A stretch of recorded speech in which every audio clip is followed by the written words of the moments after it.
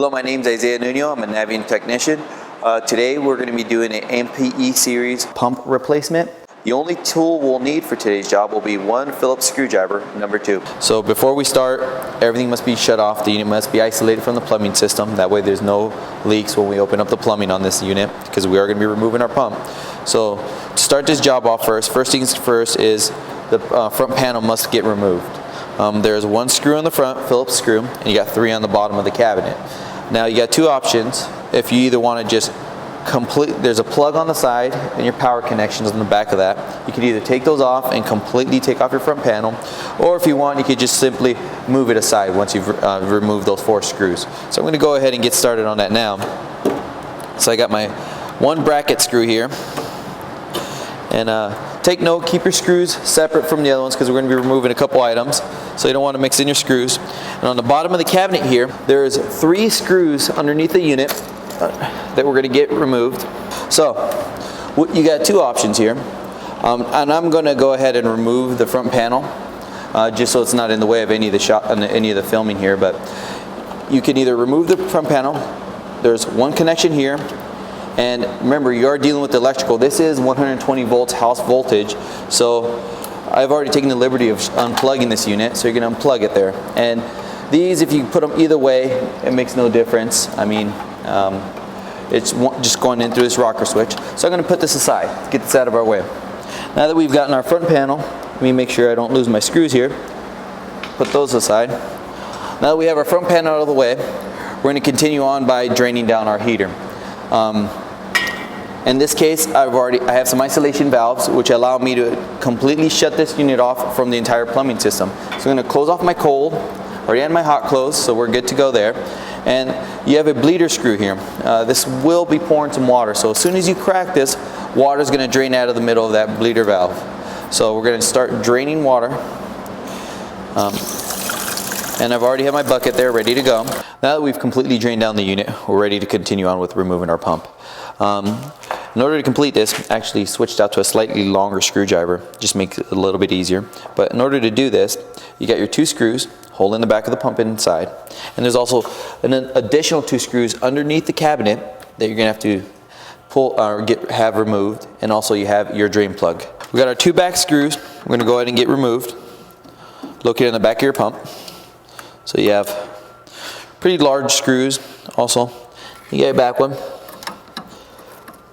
So once we have removed our back 2 screws on the back of the pump, all you got to go from there is you have 1 electrical connection and you have 1 clip holding on your plumbing, which is right back here. You got your clip, and remember that electrical connection that I just disconnected, the wiring harness is already labeled pump, which would make it a lot easier for you.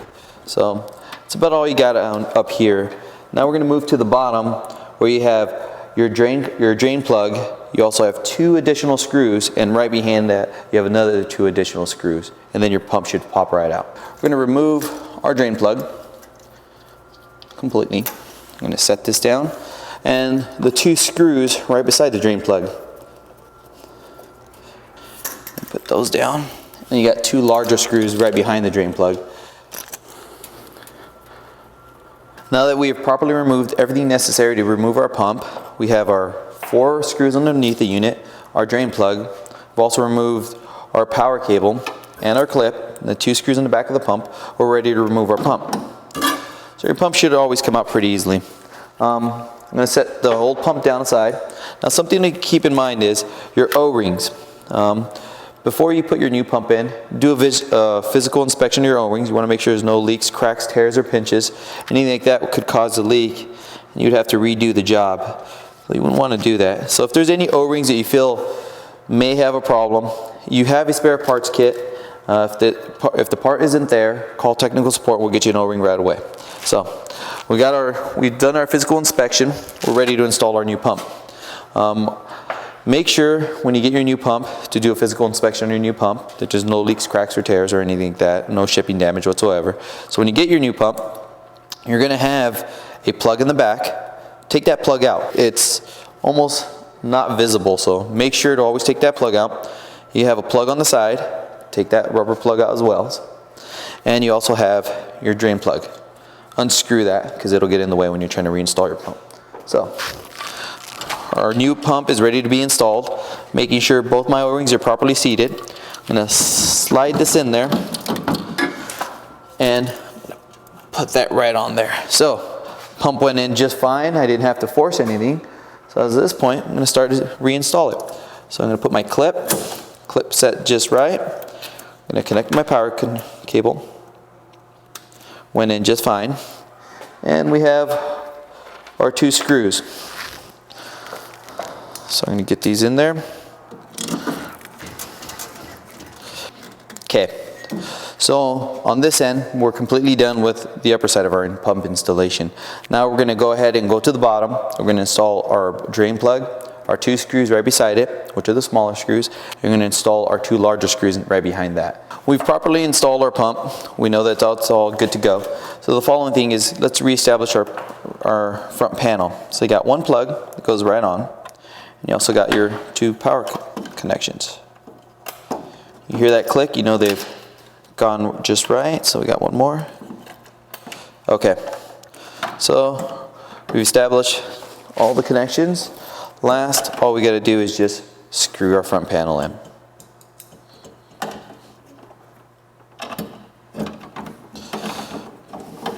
Three more screws at the bottom. Once we finish our front panel installation and our pump is properly installed, we're ready to reestablish power, reestablish gas, and test out the unit. We want to slowly introduce water back to this unit, so don't right away open your main water valve 100%. Slowly open it, crack it just to establish pressure. If we see a leak, we'll be able to see it. We don't want to flood the house. We just want to test our system. So before I even run anything, I'm going to slowly introduce water to the system. So I'm cracking the valve. I'm going to monitor this for a little bit. I want to make sure that I don't have any leaks back there. Make sure that I did a great job. So the unit is at city pressure now. You can hear it bleeding out in the air. It's in there. And that was that. So we know that the unit's not leaking. I see no drips anywhere. Everything looks good to be good. So I'm going to completely open the valve. And I'm going to run some water through it. Get all the air out of the system. This is a wet rotor pump, so we want to make sure that you have water in that pump before you activate it, otherwise you actually fry the pump. So never turn on your unit until you've ran water through it. It's just the porcelain bearings inside that pump. Got water to the unit. I'm going to close this back off. Drained out a little bit more air. We're going to turn on power. While it's doing the startup, we're going to go ahead and turn on our vent hood. Just because we're working in a lab here, we got to make sure we pull out these combustibles right before I fire this for the final stage of this installation. But our pump took good. We installed our pump. We had no issues. Our PCB is working just fine. We reactivated our front panel, and we're going to go ahead and once this, I'll hold off until startup's done. Okay, unit's doing good. I'm going to run water through the unit. Just want to see it fire, work for a little bit. And on a physical inspection, I see no water leaks whatsoever. So that will complete the end of our pump installation. As of this point, monitor it for a couple more minutes. Once you see that there is no leaks, go ahead and put the cover back on and you're good to go.